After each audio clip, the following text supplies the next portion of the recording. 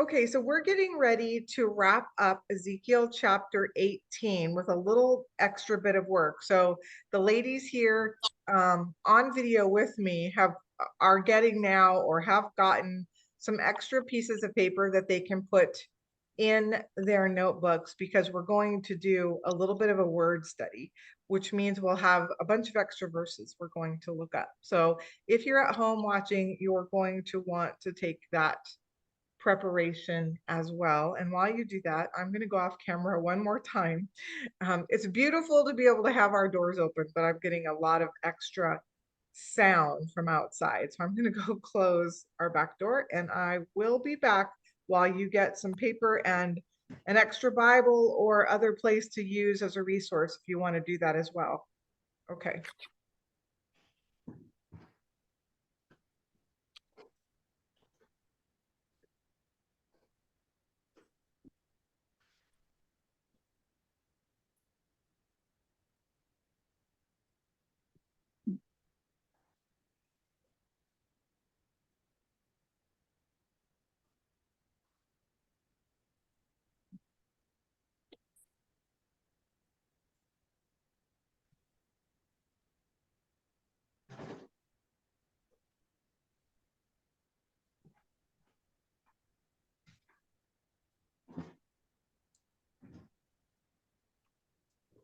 Okay. I'm set. That's much better. If everybody's ready, let me see where we're going to start and why. We'll start with why I added this work. So if we look back at chapter 18, if you think about it or look at it, I guess we want to do that. Instead of going through all of our segment themes, this one, the theme of everything was so straightforward that I can just ask you what chapter 18 was about, what was the main message. And as soon as you look, you'll remember what it was.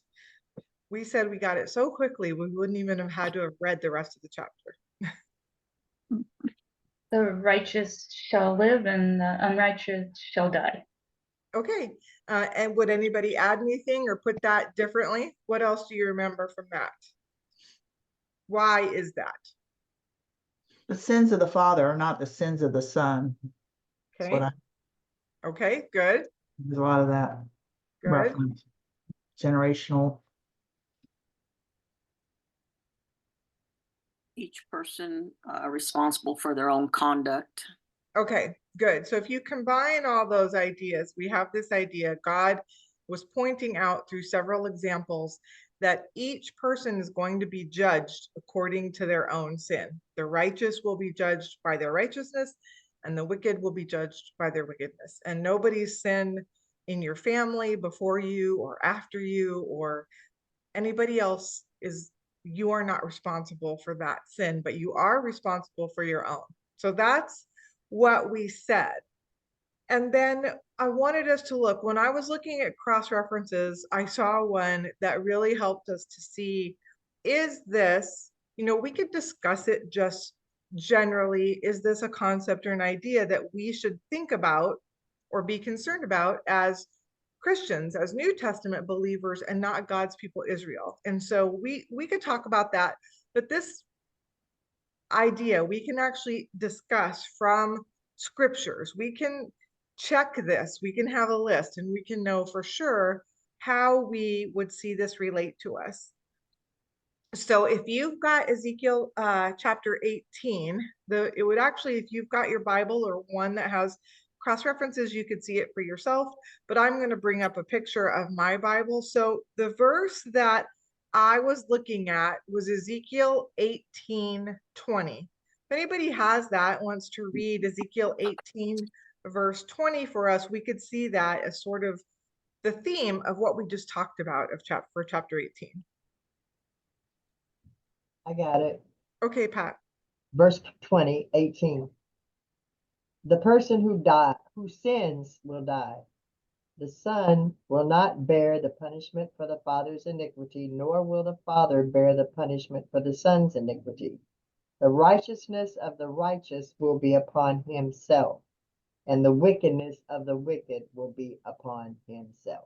Okay, so that last verse, verse 20, that's what we're going to look at. When I glanced at my list of cross references, as I do for preparation for class, I noticed a verse that caught my attention. And so we're going to start there. The verse that I saw was Matthew 16:27. Does anybody have that one? I know some of you might have gone ahead and looked, or if you want to get that, you'll all need to go to Matthew 16:27. So when you're in Ezekiel 18:20, Matthew 16:27 is listed as one of the cross references. And especially in our study this time, whenever I get a New Testament cross reference, I always go look at it because we don't get a whole lot of those in Ezekiel. So if somebody's got Matthew 16:27, would you just read it for us? Got it. Okay, Mary. For the Son of Man is going to come with his angels in the glory of his Father, and then he will repay each person according to what he has done. Okay, so let's break that verse down a little bit. We've got a time, we've got an event, and we've got a statement. What do you learn from this verse? Who's it about? Jesus It's about Jesus. What's he Who's- going to do? coming with his angels, the second coming. Okay, Well, good. yeah. Yes. Yes. And then Jesus, God, he- Jesus will Yes. repay each person according to what they have done. So again, the righteous will receive merit and the unrighteous will receive bad stuff. Great. That's what we pay according to his deeds. Does this sound like it lines up with Ezekiel 18:20?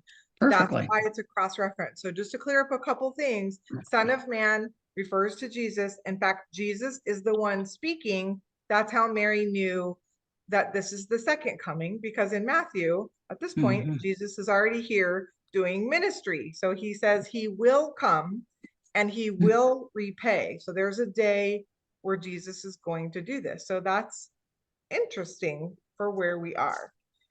So now I've done a couple little steps and I want to take this further because I know this verse is here. I want to see, well, how much does the New Testament talk about this idea and what biblical concept are we going to call it and all of those things. So keep your Bibles open to Matthew 16:27, although I'm going to bring up a close-up because I want to show people what it looks like in my Bible. So at this point, I'm not going to see all of you. In fact, I probably won't see any of you. So I'm not sure for a few slides if I need to call on you or not. We might have to work this out.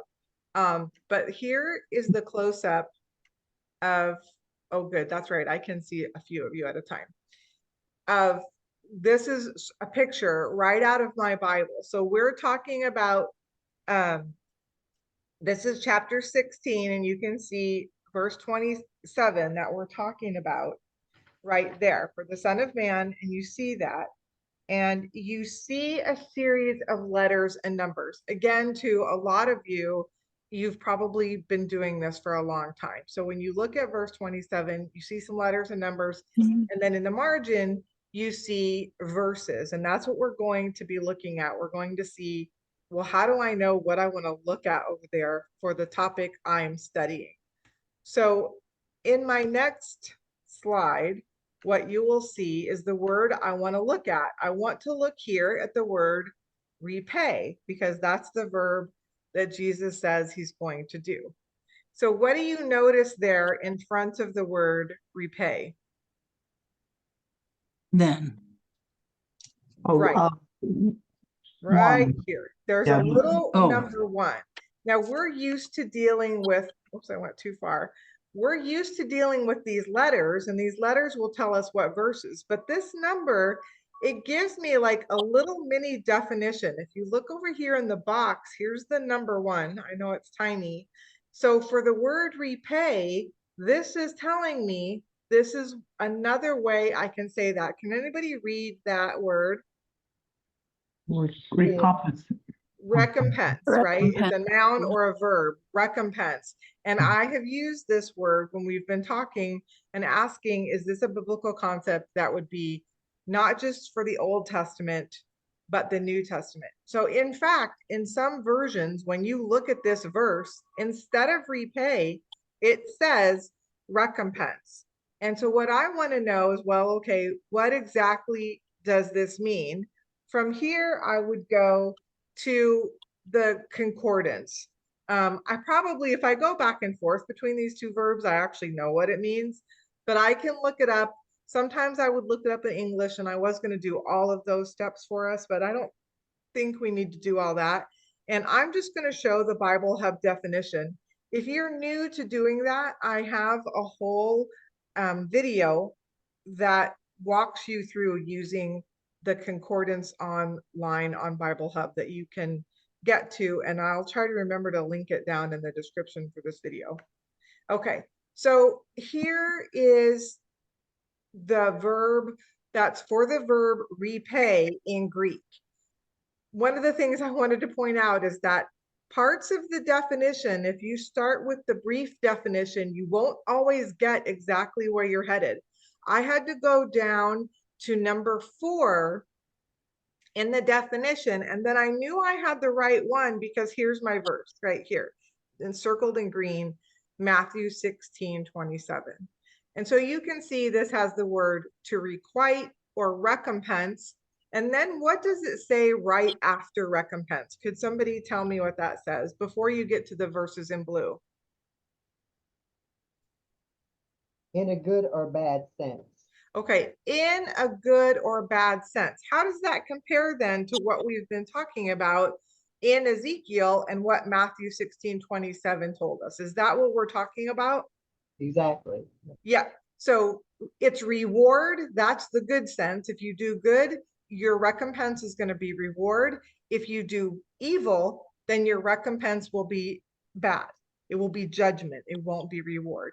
So this would be one place you could look at cross references right from here, but we're going to start with the ones in Matthew 16:27.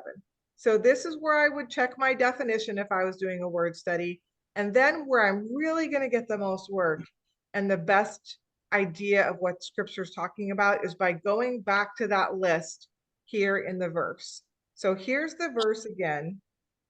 Now I can see that if I go all the way back, I get will then repay. And see the little letter C in front of will then repay. I've got that whole phrase circled. Well, if you notice over in the right, in the margin for verse 27, look at all the cross references just for verse 27. But I don't need all of those. I might want to do all of them, but I really only need to look at the ones beginning with letter C. And I think I should have that. This is where we're going to get our list for your notes tonight. So they're right here, starting at letter C is right here. And I'm going to bring up the full list for you right here. Okay, so if you guys want to make an overall list, you could do that now. If you want to write these down, I can read them for you as you write them so you don't have to look back and forth. Or if you want to wait as we go through them so that you can have space to write things down, that's up to you. But this is what the list looks like. Okay, I'm going to read it for those people who are watching as well. We're going to start with 2 from the Old Testament, Psalm 62:12. Then you'll want Proverbs 24:12, Romans 2:6, and Romans 14:12. 1 Corinthians 3:13.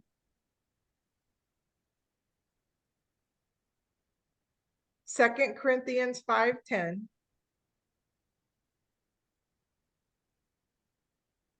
Ephesians 6:8.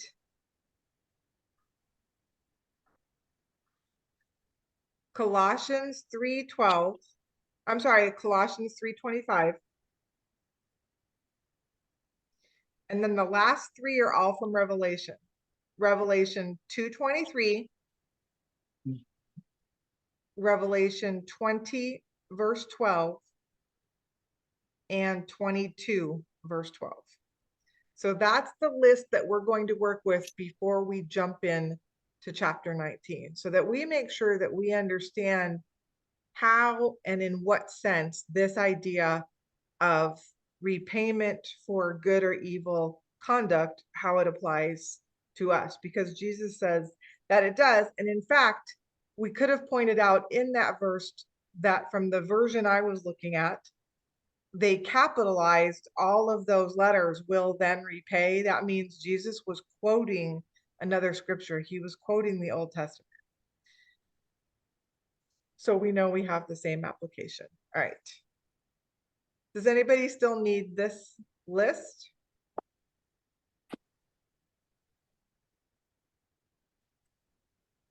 Is yeses or no's? I can't see all of you.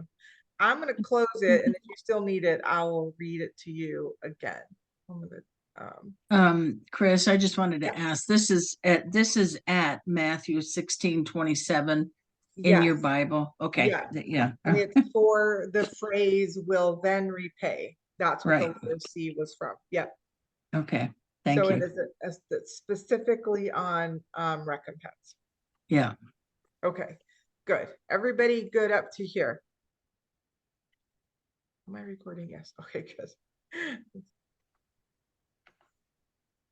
Okay, so we're at this point just going to go through these verses. This was a possibility for group work, but I'm afraid it'll just take us longer, but I know what we'll do. I'm still going to break these down, but I'm not going to break them down by having you go discuss them. I'm just going to assign them to you as I see you. So, oh, except I think we want to go to the Old Testament first. How did I do that? Yeah, let's do the two Old Testament ones together, and then I'm going to assign the other ones for you guys to do separately for us to discuss them. So let's look first, if everybody could look at Psalm, what have we got? 62:12. And when you get there, if somebody wants to read that one for us.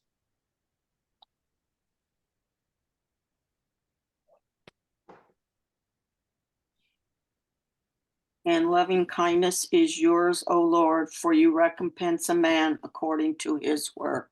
Okay, so you can see in this translation that Evelyn read from, they actually use the word recompense, but in some of them, some of you probably have the word repay. Does anybody have any other words? Because there's quite a mix of what's used here. Reward. Okay, reward. Okay, I have the word render, for Yeah. you will render to yeah. a man. So those are the four you generally will see used interchangeably according to his work.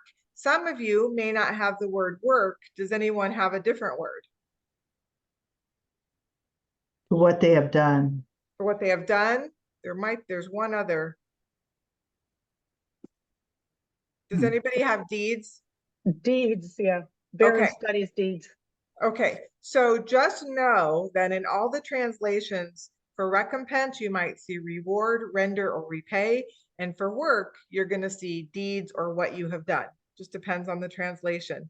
And then we get the full idea. By work, we don't mean a job. We mean what you're doing, your deeds, Yeah. what you're doing. Okay, there's another interesting thought, I think, in 62:12. What else do you learn when you look at the full statement there in 62:12? What is connected to this idea of recompense? God's loving kindness and compassion. That's right. So the psalmist says that it is loving kindness to recompense people according to their work. Why would we say that after what we saw last week and how we feel about it? Why would they describe it as loving kindness, that God judges people according to their work? Well, that's kind of what this psalm is about. It's kind of about God is our refuge. Okay. Because it's justice, it's true justice. Because Mhm. God judges truly. That's right. true justice, true fairness, even though we saw the people in Ezekiel's day saying that it wasn't fair, God saying, no, this is what's fair. And I think we would each feel that way. We would not want to be judged for the deeds that someone else did and have to pay for that. Although thinking about it, that is exactly what Jesus did for us, right? Yes. Yes. Okay, so we see that connection. And then Proverbs 24:12 adds one other little bit of information. So let's go there all together as well. Proverbs 24:12.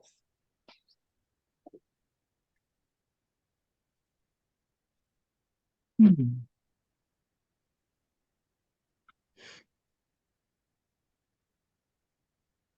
Hmm.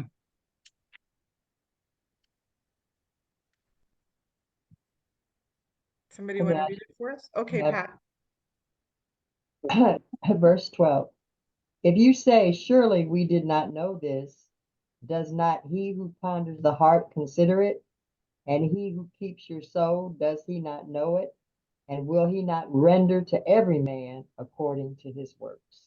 Okay, so we have the same thing here. You'd find the same exchange of words, either render, repay, or recompense, or work, deeds, actions, or what they have done.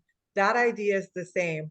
Now, what picture do we add to this? What do we learn about the hearts of people and the heart of God here? What do we learn about this concept? That he considers your heart because he knows it. Okay, And he knows whether we know it or not. that's right. That's the Yeah. whole point, right? So at the Yeah. beginning of the verse, you see the heart of people who are saying, oh, we didn't know what was right or wrong.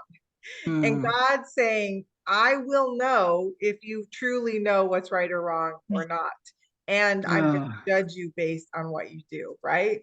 He weighs yeah. it, he knows it. He knows if you know right from wrong. Yeah. And is that something that we've seen in this people in Ezekiel's day, that they want to try to find these excuses, or God doesn't see? Oh, yeah. Remember that from that chapter before? God doesn't see us anymore. And we studied that in depth. So these were our two Old Testament starting points. Anybody have questions or thoughts on those? I've got a I'm thought. reminded, Okay. in this, I'm reminded who the keeper of my soul is. Okay, good. And That's a good it's note. not me. It's not me. That's right. That's a good note, Pat. Okay, Mary. Yeah, just the fact that God's the only one that knows our hearts. Mhm. And that's why it's just, Yes. because he knows the real That's real right. person and what we're about.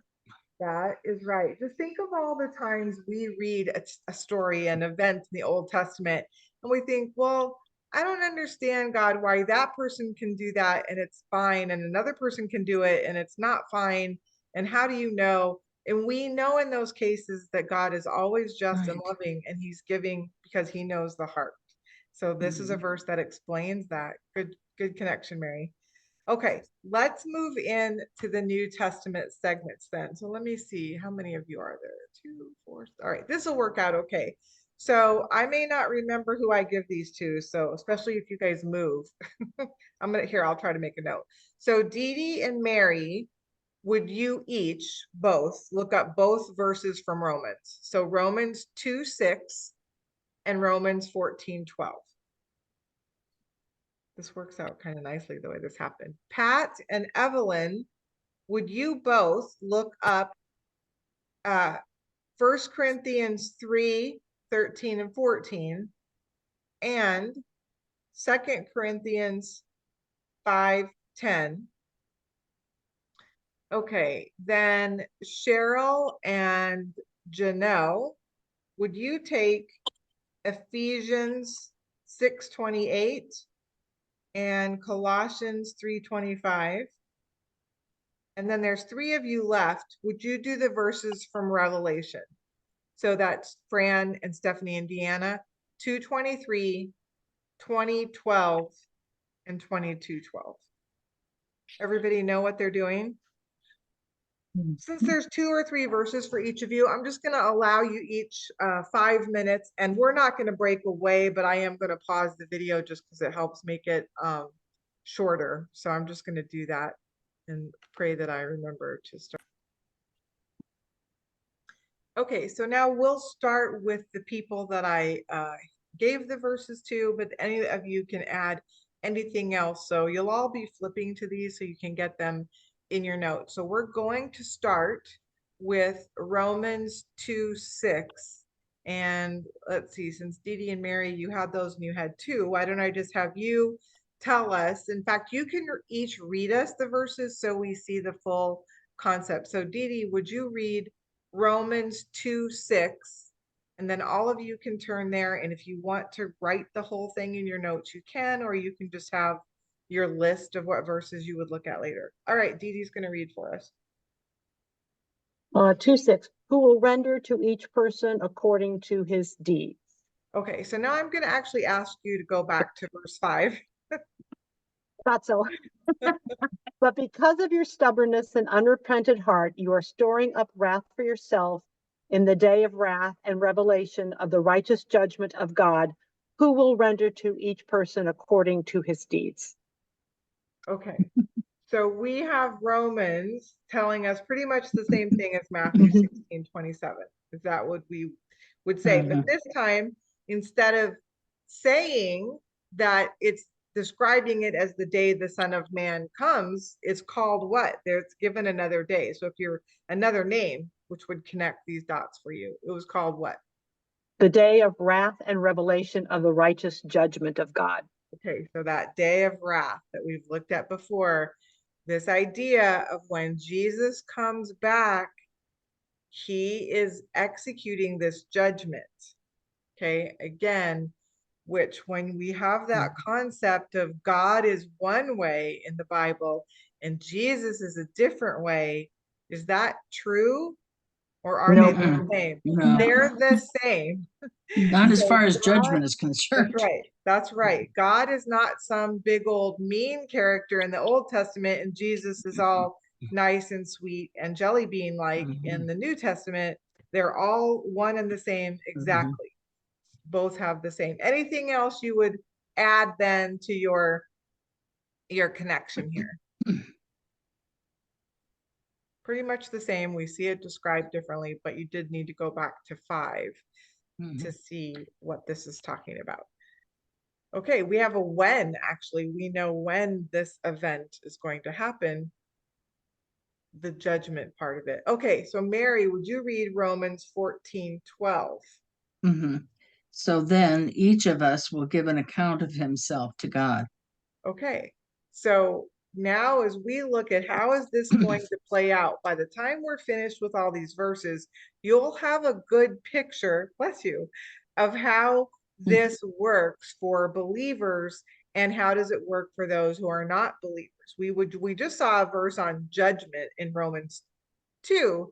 Now in verse 14, it says each of us is going to do what? We're going to account for ourselves. That's right. We're each going to give an account of ourselves. Does that seem to be lining up with that idea of personal responsibility from Ezekiel? Yes. So we can see it really is that we are talking about the same concept, which is why Ezekiel 18:20 took us to Matthew, because they want us to see it's the same for us. And we're just going to continue to add some details. Okay, good. Do you guys need a minute to catch up before I move to the next group? You doing okay? Okay, so Pat, would you read 1 Corinthians 3:13 and 14? Each one's work will be revealed, for the day will declare it, because it will be revealed by fire, and the fire will test what sort of work each has done. If anyone's work which he has built on the foundation endures, he will receive a reward. And then I guess 15 would go in on that too. But if anyone's work is burned, he will suffer loss, but he himself will be saved, still going through the fire. Okay, so this gives us a picture of what this looks like for us and how it ties in to those words that were used for what each person gets judged by. Remember those words, work and deeds and what you have done? Do you see those words in this verse? Mhm. Each man's work will become evident. That's so when Romans told us we'll each give an account for ourselves, this is what that account looks like. This account of reward doesn't have anything to do with our belief, because this account we'll see in 2 Corinthians who this is happening to and when it happens and where it happens. But this is Paul kind of starting with this in 1 Corinthians and then explaining the day or the place in 2 Corinthians. So what are the details that we see here? What is it that's looked at for this judgment or this reward according to 1 Corinthians 3?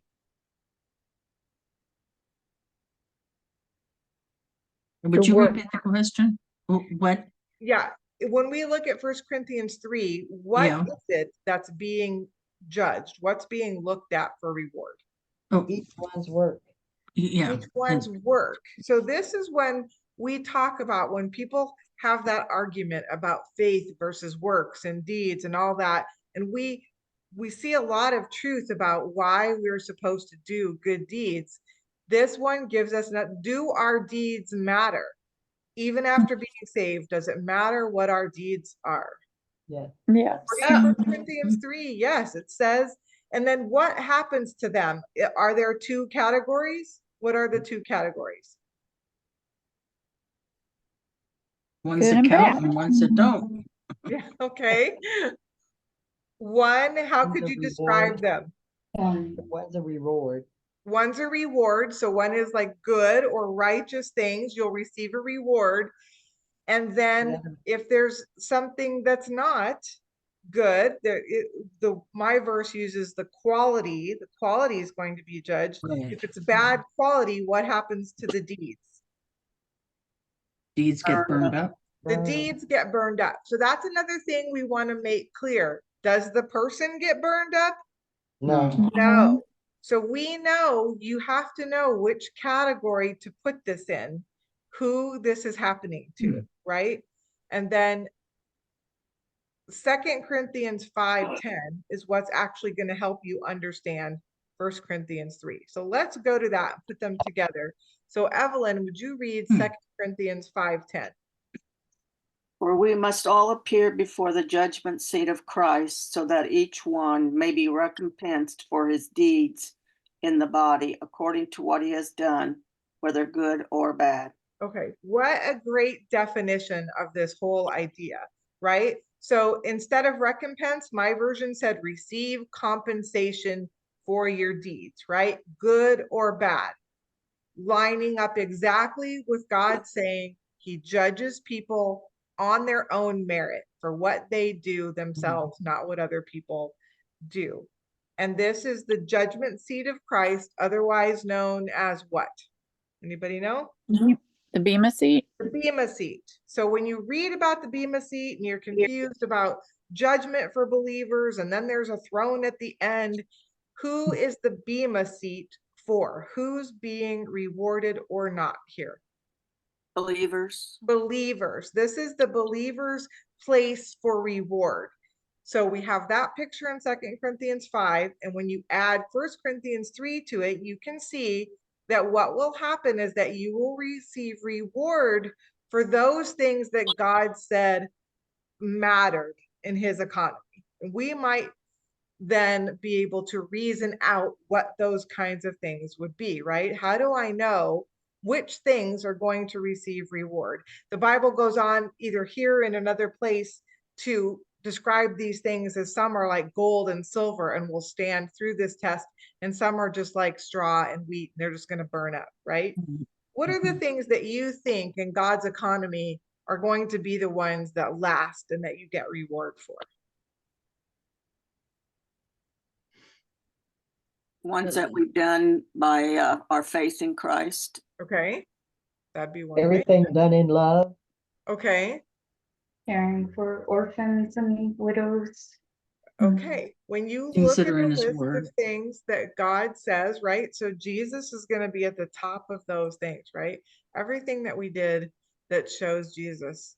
And then the other things where we spent our time, and maybe they weren't bad things, but they don't mean anything in terms of earning blessing in heaven. Those things are just going to disappear. And we've talked about that day before. Imagining how that's going to feel, maybe, to stand there and watch your life kind of, how much of it just poofs away in dust because God said, well, that was fine, but it didn't really add up to anything. Okay, thoughts or questions on where we've gotten so far? Okay, good. So far we're definitely seeing the same pattern as Ezekiel, right? God does not change. This is the same for us. It matters what we do is what we're looking at. Okay, so the next one I had was Ephesians 6:8. Cheryl, do you want to read that one? Because you know that because you know that the Lord will reward everyone for whatever good he does, whether he is slave or free. Okay, so this just adds everyone, right? Everyone is going to have this reward for what they've done. Anything else that you see or add there? Maybe the word. I have a, excuse Go me. ahead, Janelle. I have a note that says a very scary word What? with our attitudes. Oh, yes. Attitudes and action of our work. Mm. The heart, right? This takes us Yes. back to Psalms and Proverbs that God knows your heart. So based on what we've seen about the people from Ezekiel's time, and then when we look at that proverb, can you kind of fake God out, like do some good things, but not really like doing them? And it's going to count? No. No, which is why one year, many years ago at this point, we looked at the passage in Mark about the where the word falls and how it grows or doesn't grow. And we talked about the idea that you shouldn't be doing Bible study and hate it, right? We had a really truthful, honest discussion with ourselves that semester, making ourselves look to see if I am grabbing this workout and grumbling about it, is that doing anything at all for my relationship with God? No. So it's an honest and okay thing to say, I am doing this with a bad attitude and a poor heart, and we can do one of two things. We can change that gleefully and joyfully because we recognized it, or it might be time to put it aside. And that would be the same thing then for anything we're doing for him. But I always feel like, especially, studying the word, right? We don't want to check it off, but we also don't want to hate it. You don't want to just hate what you're doing. We should love what we're doing for the Lord. Okay, let's move on to Colossians 3:25. Janelle. For he who does wrong will receive the consequences of the wrong which he has done, and that without partiality. Okay, we see this sort of just continuing to get repeated and refined, right? Each person, consequences of the wrong without partiality, right? It doesn't matter who you are. God says he's judging you by what you've done, which again is true justice, right? That we would all be judged based on our own hearts and actions. Okay, then we have 3 from Revelation, and I'm just going to say before each person reads, all 3 of these, for anyone who's watching and doesn't know, are Jesus himself speaking. Okay, so Fran, would you read Revelation 2:23? Yes, I will. It starts out with, I will strike her children dead. Then all the churches will know that I am he who searches hearts and minds. And I will repay each of you according to your deeds. Okay, so in some of Jesus's last right words in the New Testament, he speaks again of being judged by your own deeds. Okay, and how does he say he does it? This goes right back to the proverb that we had. Search hearts and minds. That's right. Searching your hearts and minds. He knows what you're doing. I know your deeds. And in fact, we've been in these letters a couple times lately. If you read through them, it's one of the things he says, I know your deeds, right? Even to the church at Ephesus, he said, I know your deeds. I know the good ones. I know the places you can improve. Good. Okay. Stephanie, how about Revelation 20:12?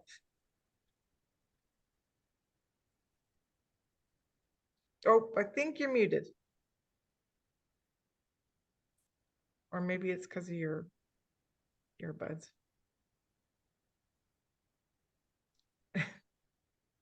And I don't know how to help with that.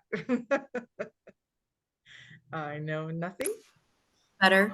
Yes. Okay. I can't hear you guys, but that's okay. All right. And I saw the dead, great and small, standing before the throne, and books were opened. Another book was opened, which is the book of life. The dead were judged according to what they had done, as recorded in the books.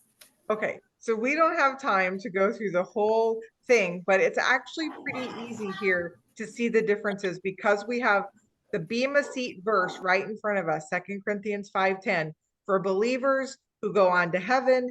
And as soon as you go there, you get looked at for what you did, what your deeds were. Who does it say? It says it at least 2 times. Who is getting judged in Revelation 20, verse 12? The dead. The dead. I was really confused for a long time, but in our Revelation study, it finally hit me. Oh, by this time, believers are not dead. All believers are already with Jesus, either because they died and went to heaven or because of the rapture.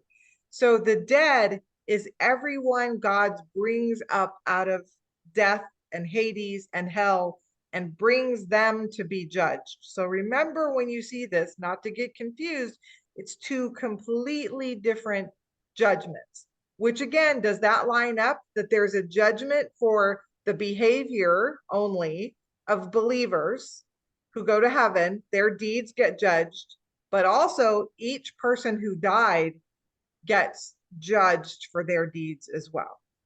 And the results are different because the person whose deeds may burn up with fire, we said they do not burn with fire, just their deeds. But if we were to continue in Revelation 20, what happens to the dead who are judged? It says all the dead end up where? That's right, Mary. Mary is doing this. In the lake of fire where they will burn for eternity with eternal fire. Okay, that's what you would find out. So if you keep them separated, it shows you, but it's that same picture.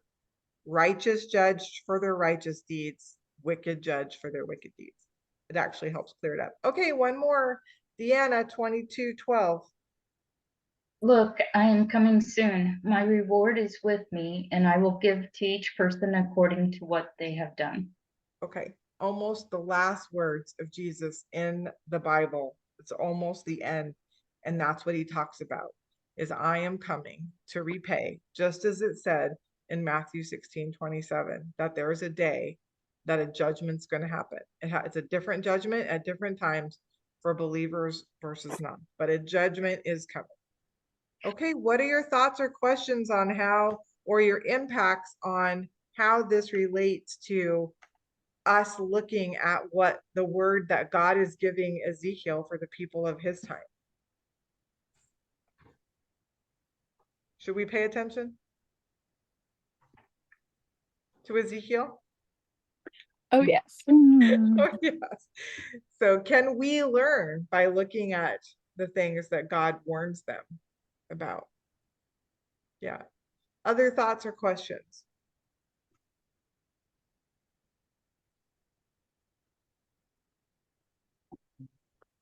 Well, the word says that all the words of Christ are in there for us to learn, to That's right. teach us. Yep. And God doesn't change. You That's know, right. when people talk about being old fashioned or, you know, that was then and now's now or whatever, it's like God's word doesn't change throughout. Yep. His word doesn't change. And when he says he doesn't change, he means that, whether he's God in heaven on that throne, or Jesus here the first time, or Jesus here the next time, there's still reward, or the opposite, there's reward or recompense, depending on what you've done, righteousness or wickedness. Good. Okay, so I hope that you found that that was worth going through to see that list when they give that again. I encourage you, if you see a New Testament cross-reference in the book of Ezekiel, you might want to go check it out, because we don't get a lot of them.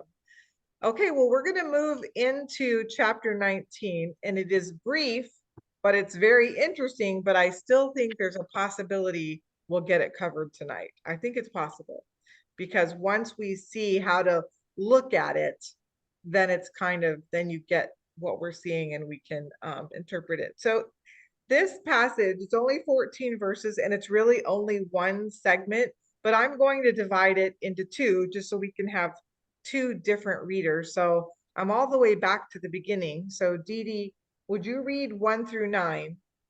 And Mary, would you read 10 to 14? If everybody's ready, is everybody ready for 19? I know I didn't give you much warning there. Okay. As for you, take up a lamentation for the princes of Israel and say, what was your mother? A lioness among lions. She lay down among young lions. She reared her cubs. Then she brought up one of her cubs. He became a lion, and he learned to tear his prey. He devoured men. Then nations heard about him. He was captured in their pit, and they brought him with hooks to the land of Egypt. And when she saw, as she waited, that her hope was lost, she took another of her cubs and made him a young lion. And he walked among the lions. He became a young lion. He learned to tear his prey. He devoured men. He destroyed their fortified towers and laid waste to their cities. And the land and its fullness was appalled because of the sound of his roaring. Then the nations set against him on every side from their provinces, and they spread out their nets over him. He was captured in their pit. They put him in a cage with hooks and brought him to the king of Babylon. They brought him in hunting nets so that his voice could be heard no more. You have one more sentence, Dee Dee. On the mountains, so his voice could be heard no more on the mountains of Israel. Okay, all right, Mary. Okay. Your mother was like a vine in your vineyard, planted by the waters. It was fruitful and full of branches because of abundant waters, and it had strong branches fit for scepters of rulers, and its height was raised above the clouds, so that it was seen in its height with the mass of its branches. But it was plucked up in fury. It was cast down to the ground, and the east wind dried up its fruit. Its strong branch was torn off, so that it withered. The fire consumed it, and now it is planted in the wilderness, in a dry and thirsty land. And fire has gone out from its branch. It has consumed its shoots and fruit, so that there is not in it a strong branch, a scepter to rule. This is a lamentation and has become a lamentation. Okay, so this is one of the chapters where we just get this blessing by knowing that we're going to study, whether we like it or not, right? If I was just reading through my Bible and just, reading it to do a reading, whatever, but I wasn't stopping and really studying, I would read Ezekiel 19 and go, oh, okay, and then move on, knowing I would have no idea probably on a quick reading what it was about. Although maybe now I would if I were to go pick it up now, but there's a way we can approach chapters like this. And one of the things you want to do is trust what you know already, right? Trust some things that might sound familiar, figure out what you know already. And in this chapter, you can either find a place you probably understand and move forward, or you can also start backwards with this one, because part of this chapter has a very familiar feel to us by now. And which part is that? The vineyard part. That's last right. part.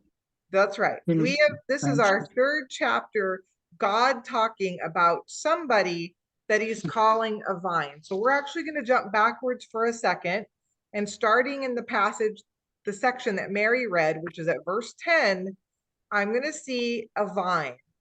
And verse 10 tells me in the language of this chapter who the vine is. What does it say in verse 10? It's fruitful and full of branches. It says who the vine is in verse 10. It says who? Your mother. Your mother. Now that's the second time I've had mother reference. So hang on. Even if you weren't positive, who would you possibly pencil in here in verse 10 is a good possibility to be the vine. Israel. Israel, right? The nation of Israel. So I would pencil that in as a possibility. A pretty good possibility, right? Because this Right. twice it's been Israel. Now, have I seen mother before in this chapter? Mhm. Where is that? Oh, In verse 2, all the way All to the way back to the beginning. So Mhm. is mother going to be the same person in this chapter? Yes. So now so. I could pencil in who I think mother is going to be. Now we'll talk about how we might have gotten it from the other direction as well. But just remember that to trust what you know already, which is why when we study this way, we have context because this is chapter 19 of the book. So we've learned a lot of things that God is saying about his people. Okay, let's go back to the beginning and we'll look at what else we can do with what we know for sure. First of all, is this chapter going to be about a happy thing or a sad thing? Sad. Sad. Sad, because God tells him to take up what? A lamentation. A lamentation. Now we might have a fairly good idea. What's a lamentation? A lament, maybe a complaint. Okay, a lament. And actually, if you look it up, is actually an elegy. Do you know what an elegy is? Yeah, it happens The at word funerals. eulogy. That's right. It's mourning for the deceased. So that would tell you how seriously this sad news is here. That's what it would be compared to, is mourning, like mourning for the dead in a way. Okay, so Ezekiel, I want you to take up a lamentation, is what God says. All right, now I've got another who. Who is the lamentation either for or about? Princes of Israel. The princes yeah. of Israel, right? So in a previous chapter of Ezekiel, we noted that Ezekiel uses the word princes when most other books would use the word what? Kings. Kings. So I might just remind myself of that as well, that normally in the Old Testament, we don't really usually talk about the princes of Israel, but the kings. And Ezekiel tends to use the word princes. Okay. So I already know a lot from verse 1. He's supposed to speak this to the kings of Israel, and then he's supposed to say something to them. So when I see the pronoun, what was your mother? Who is the your? Who's he speaking to? The kings. He's speaking to the kings of Israel, right? Does that all make sense? So when Ezekiel is supposed to say, what was your mother, kings of Israel? Who is the mother of the kings of Israel?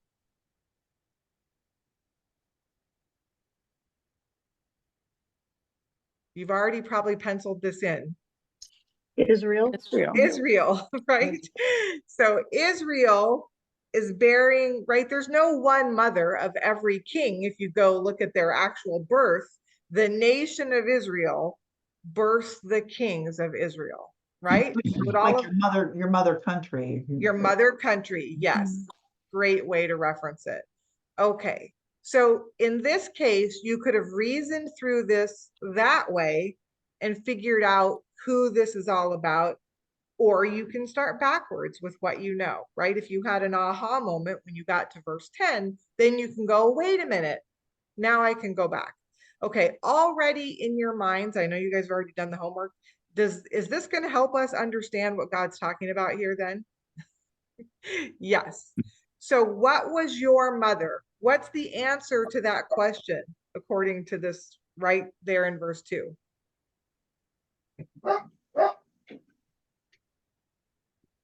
A lioness among lions. Okay, so now whenever I see lioness, who can I pencil in instead if it makes it easier for me? Who is the lioness?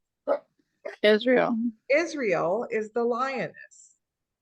She laid down among young lions, she reared her cubs. So who would the cubs be? The kings. The kings of Israel. Okay, so if you mark those two things right now, then you can go through, and even before you go to those cross references, you will end this chapter having a pretty good idea of what it pictures, partly because we've been through these historical events now, I don't know how many times in the book of Ezekiel. Okay, so is that going to help you as you go through this, right? And in fact, it's so brief, we might just continue to look at this by following this through the chapter. So we have Mother Israel, the nation, who has reared her kings. She's raised them up. Now what happens? We focus on what when we get to the next segment? The first lion, right? So the first king. Now we could describe him. So in the margin here, especially with this one, the way it's written as like a poem, you've got lots of room where you could say, okay, first king or first lion. Even before I know who they're talking about, I can get all the information. What did we learn about the first king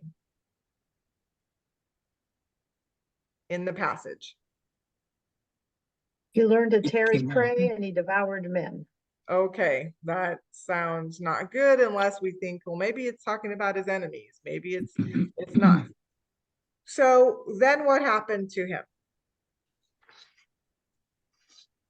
The nations heard about him, and then he was captured in their pit, and they brought him with hooks to the land of Egypt. Okay, so now I know that later when I go look at cross references, I should be looking for a king of Israel who ended up being captured and taken to Egypt. Now, before we get to the cross references, does anybody remember if you came across a king who got captured and taken to Egypt? Yeah, so we'll be able to give him a name when we go to the cross references. Okay, so that's who we've got. Verses 1 through 4, that's what we've laid out. Now, when we go back to verse 5, we see she. Who is the she again? Israel. Israel, the mother, the lioness. What did she do then, or what did she realize? Her hope was lost because of the loss of her son. Okay, so she's lost this one, and then what does she do?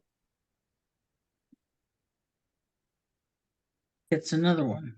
It's another one. So now in the margin, I might put king number 2.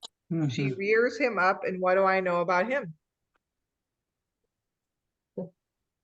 Makes him a lion. Yeah. He walks around among the lions. Mm-hmm. He learned to tear his prey, and he devoured men and destroyed towers and all kinds of things. Yep. And he's a young lion. Okay, good. Mm-hmm. What does he do to the land? Taxed it. Wasted it. Wasted the land, right? So in addition to destroying people, he destroys the land as well. And what happens to him? Look at the sound of his roaring. He was captured in their pit. Yeah. And they put him in a cage. Oh, he went to Babylon. Okay, so king number 2 in my margin, I'm going to write, is a king that I would be looking for who gets captured, a king of Israel who gets captured and taken to Babylon. Now, just last week, we talked about one of these, right? So we've got some options for this one that should start to sound familiar.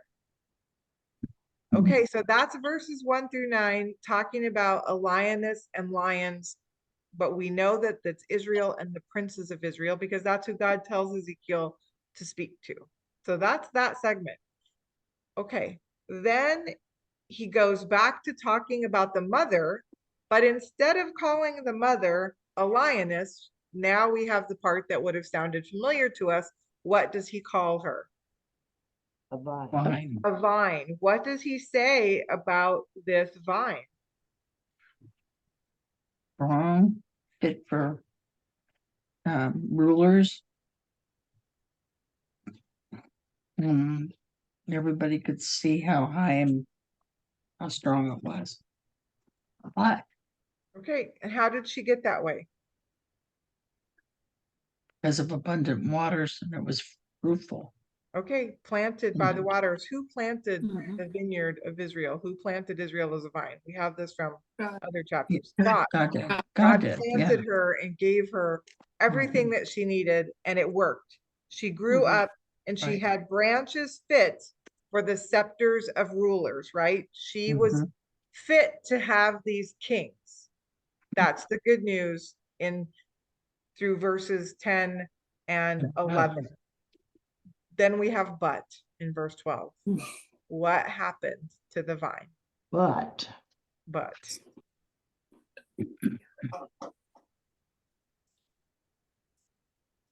It was plucked up in fury, cast to the ground, and withered, and fire consumed it.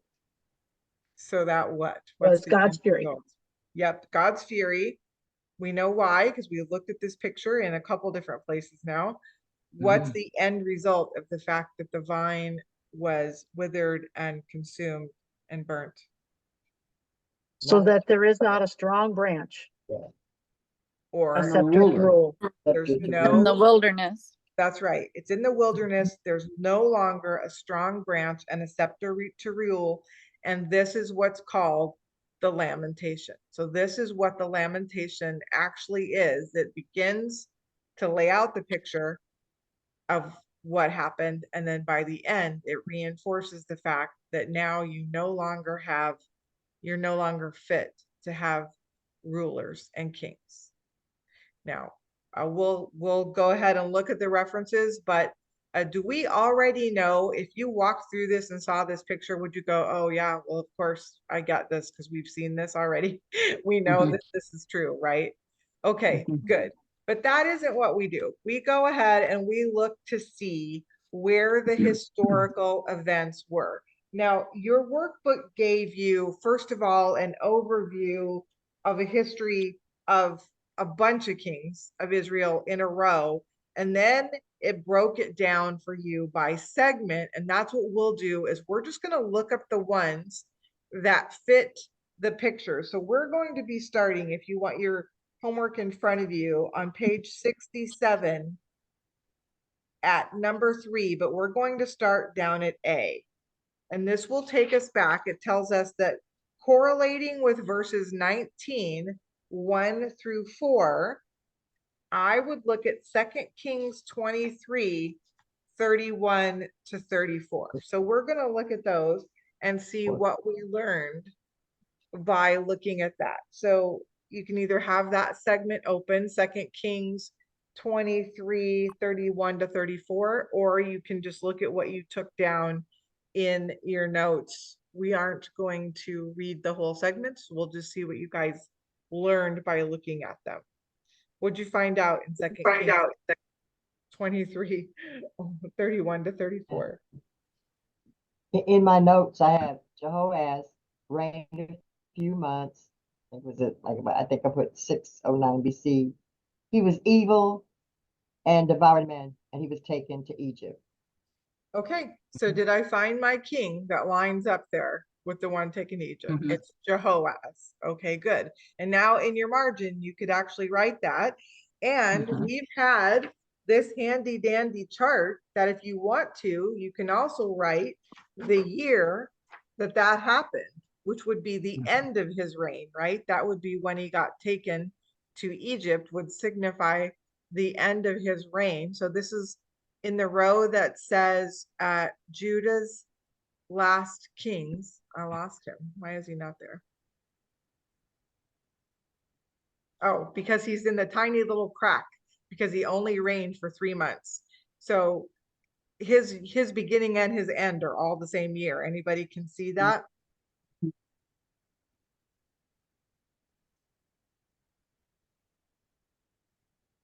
It's right after King Josiah. He doesn't fit in a gray box because he's got an arrow. Can anybody see the year? Yeah. Could you tell Oh. us what it is? Like 809.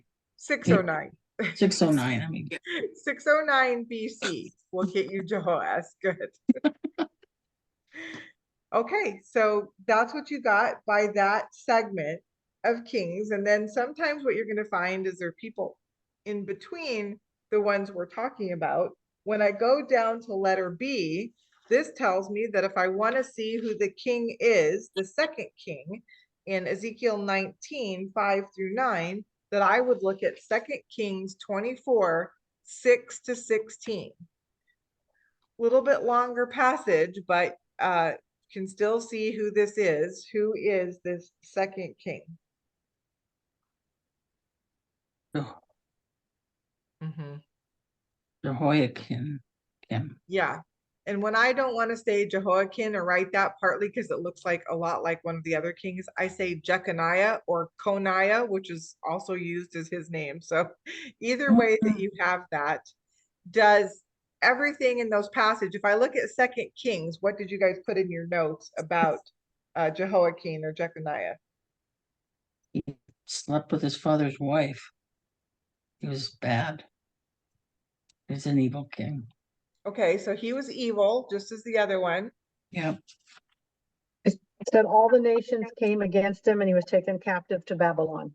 Okay, Yes. so the same thing, right? He ended up being taken captive. This is where you see the people taken. And in fact, if I look at him on the chart, I would see a couple additional things that it's given me. He also is just a little 3-month ruler after Jehoiakim.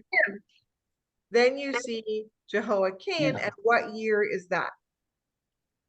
Oh,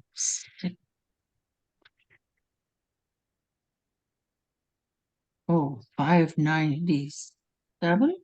Yep, 597 BC.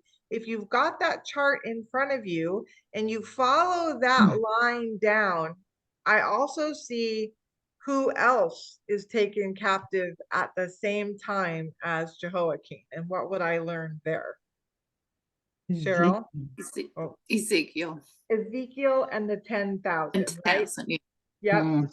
So that's the benefit of this timeline, is that it reminds me of these stages of captivity. Daniel's already there. I can see that while I'm in that row. And now we've got this whole big thing, and we can see that they took the gold and everything from the temple of the Lord and took all of that. And then if I were to continue, I would learn that this is when one of the other kings that we focus on a lot gets named by Nebuchadnezzar as the king of Israel, and that is Zedekiah, who we know his story as well, but he's not the one listed here. Okay, so now I've got those two segments right straight out of the cross references without any trouble at all. Then when I look at what happened to the vine, that is when we've already looked at lots of verses about just the idea of Israel being a vine in general. But if I want to look at this historical picture, that will be up under letter D on the next page. When I look at the vine and what happened to it, it took us to 2 Kings 24:17 all the way to 25:7. Who am I looking at in that picture? If I'm looking at a king in that time frame. That's Zedekiah. That's Zedekiah. And then we know what happened. Does that line up with this picture of what happened to the vine? Yeah. I had a whole other chapter picturing this, right? Remember the eagle and the vine turning to the eagle, which was Nebuchadnezzar, but then a different eagle went by, which was Egypt. And then Mhm. Zedekiah looked to Egypt for help. And then God said, because you did that, this is all going to be destroyed. On our chart, and they asked you this question, who is listed as the last ruler of Judah?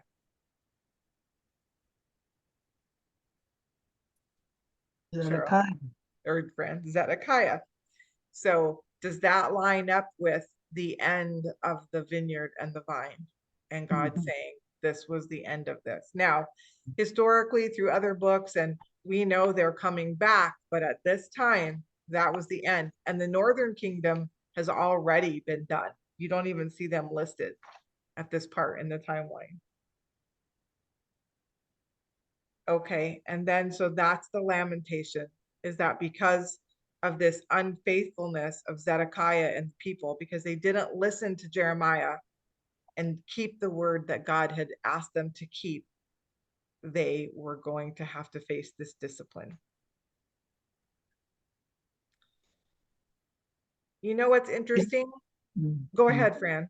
No, it just seems like there was a whole, it wasn't just Zedekiah, he kind of finished it off, but He finished it off. Yeah. they had a habit of going to Egypt or Babylon to play one after off. Or There's a lot of Assyria. Mhm. Yeah. statesmanship stuff, or what you would call, I don't know, it kind of reminds me of a little bit of a Ukraine issue going on here. You know, Yeah. a lot of running back and forth for help me. Yeah. Yeah. So we see this picture and it's really sad. We've already gotten to look though a few times at some of the promise. We saw it last week. God says he's done with them. There's going to be this judgment, no more kings. Is there a but for them though? Is there a promise yet to come? There is, and we Yes. know that. And you know what I was reminded of by looking at this chapter about these kings being called lions? It's just amazing the way God writes his word. Could we go to Revelation 5:5 for a second? If you could all turn there. This is the scene in heaven that John writes in the book of Revelation about a seal, about a scroll that can't be opened. Nobody can open it. And John is weeping as he looks at the vision because no one can open the scroll. But if we read Revelation 5:5, this is the great but God says, right? One of the elders said to me, this is John, stop weeping. Behold, the lion that is from the tribe of Judah, the root of David, has overcome so as to open the book and its 7 seals. Who is the Lion of Judah being spoken of in Revelation? Jesus. It's Jesus. Jesus is another one of these lion cubs.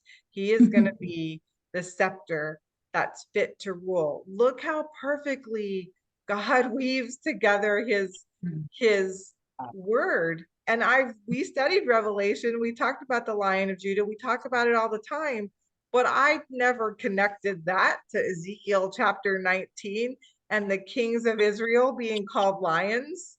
Right? Is that not just amazing? But look at the picture when we continue to study Revelation. And right after this, we see him described as the lamb who was slain.